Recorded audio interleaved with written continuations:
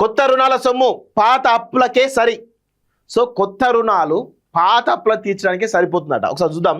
Market రుణాల చెల్లింపు కోసమే 58% సొమ్ము వ్యయం. రాష్ట్ర అవసరాలకు మిగిలేది 42%. జిఎస్డిపిలో 27% దాటిన అప్పులు 2025-64 మధ్య కట్టాల్సిన 25-26 మధ్య కట్టాల్సిన అప్పుల అసలు 3,66,883 కోట్లు. వివిధ కార్పొరేషన్లకు 2,41,000 కోట్ల గ్యారంటీ అప్పులు అదనం. రాష్ట్రాల ఆర్థిక పరిస్థితిపై ఆర్బీఐ నివేదికలో వెల్లడి అంటూ చూస్తా ఉన్నాం. సో కేసీఆర్ చేసినటువంటి దరిద్రం ఈ తెలంగాణ రాష్ట్రాన్ని అప్పుల పాలు చేసి ఏమన్నా తెలంగాణ కోసమైనా ఉపయోగించిందా అంటే లేదు. అన్ని పనికిమాలిన స్కీములు తీసుకొచ్చేసి ఆ పనికిమాలిన కార్యకర్తలు పంచుకోవడము, రకరకాల వృధా చేయడం ఇవన్నీ జరిగినాయి. ఇప్పుడు కాళేశ్వరం తోటి 1,00,000 కోట్ల అప్పు జరిగింది. 1,00,000 కోట్ల అప్పు వ్యయం చేసిండు. రైతు బంధు, అదేవిధంగా దళిత బంధు.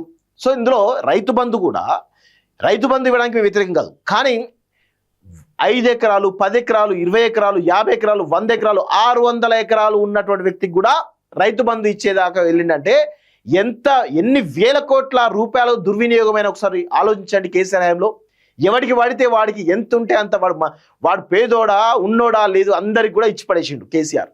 అంత దుర్మార్గమైనటువంటి పరిస్థితి తెలంగాణ రాష్ట్రానికి ఆర్థిక పరిస్థితి ఉన్నది. అట్లా అప్పుల పాలు చేసిండు.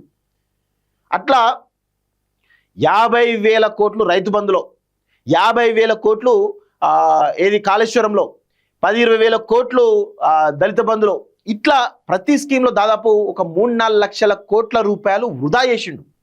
ఒకవేళ ఆ 3-4 లక్షల కోట్లను వృధా చేయకుండా సరిగ్గా పరిపాలన చేసి ఉంటే ఈరోజు తెలంగాణ రాష్ట్రం అప్పుల్లో ఉండేది కాదు కదా. ఎస్, చాలా స్పష్టంగా చెప్తున్నాను. ఇప్పుడు కాగ్ చెప్పింది, ఏం చెప్పింది కాగు?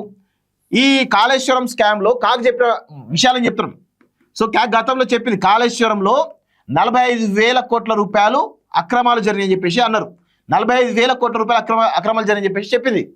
సో ఇప్పుడు రైతు బంధులో మీరు చూడండి, 5 ఎకరాలు 10 ఎకరాలకి ఇస్తే ఓకే అనుకుందాం. కానీ 100 ఎకరాలు 600 ఎకరాలు ఉన్న వాళ్ళ కూడా ఈరోజు రైతు బంధు వేయడం జరిగింది. దానివల్ల దాదాపు 60,000 కోట్ల రూపాయల అప్పు జరిగింది. సో దళిత బంధు దీని ద్వారా కూడా ఎంత దారుణంగా అంటే అసలు అర్హులైనటువంటి వాళ్ళకి ఇవ్వకుండా ఇష్టం వచ్చిన వాళ్ళకి ఇవ్వడం ద్వారా కనీసం అంటే దీని ద్వారా 10,000 కోట్ల నుంచి 20,000 కోట్ల వరకు జరిగింది. సో ఇక మిషన్ భగీరథ దీనిలో ఒక 10,000 కోట్ల జరిగింది. సో ఇట్లా మిషన్ కాకతీయ ఈ విధంగా చూస్తే దాదాపు 2 లక్షల నుంచి 3 లక్షల కోట్ల రూపాయల డబ్బులు ఈరోజు కేసీఆర్ హయాంలో మిస్యూజ్ అయినాయి. 2 లక్షల నుంచి 3 లక్షల కోట్ల రూపాయల డబ్బులు మిస్యూజ్ అయినాయి. ఒకవేళ వాటిని కనుక ప్రాపర్గా వాడి ఉంటే ఈరోజు తెలంగాణ రాష్ట్రం అప్పుల్లో ఉండేది కాదు. సో ఎక్కడ పడితే అక్కడ ఇప్పుడు వరంగల్లో సెంట్రల్ జైల్లో ఇప్పుడు హాస్పిటల్ కడుతున్నారు. దానికి ఒక ప్రైవేట్ కంపెనీ రిజిస్టర్ చేసి దానిపైన అప్పు తీసుకున్నారు. ఇప్పుడు కార్పొరేషన్ వాటి ద్వారా అప్పు తీసుకున్నారు. ఇట్లా రకరకాల అప్పులు తీసుకొని మొత్తాన్ని తెలంగాణ రాష్ట్రం సర్వనాశనం చేసిండు. చూడండి ఒకసారి, గతంలో ఉన్నటువంటి అప్పులు తీర్చడానికి ఇప్పుడు మళ్ళీ కొత్త అప్పులు చేసినట్టుగా కనబడుతుంది. కొత్త రుణాలు పాత అప్పుల చెల్లింపులు. సో చూడండి, 2023 కేసీఆర్ పోయి రేవంత్ రెడ్డి అధికారులకు వచ్చిన తర్వాత ఒకసారి చూడండి, 2023-24లో 49,618 కోట్ల కొత్త రుణం తీసుకుంటే దానిలో పాత రుణాల చెల్లింపు చూడండి 34,580 కోట్ల రూపాయలు పాత రుణాలు చెల్లించడం జరిగింది.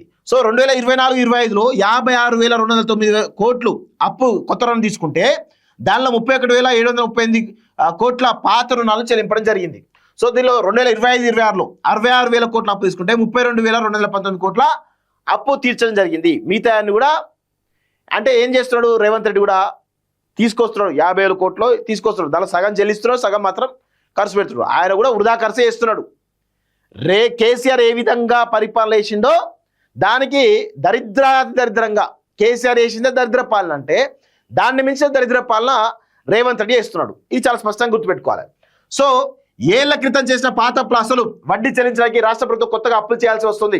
కొత్తగా రాష్ట్ర ప్రభుత్వం చేతికి అందుతున్నది చాలా తక్కువగా ఉంటుంది. గత 3 ఏళ్ల సగటును తీసుకుంటే రాష్ట్ర ప్రభుత్వం తీసుకున్న బహిరంగ మార్కెట్ రుణాల్లో 58% సొమ్ము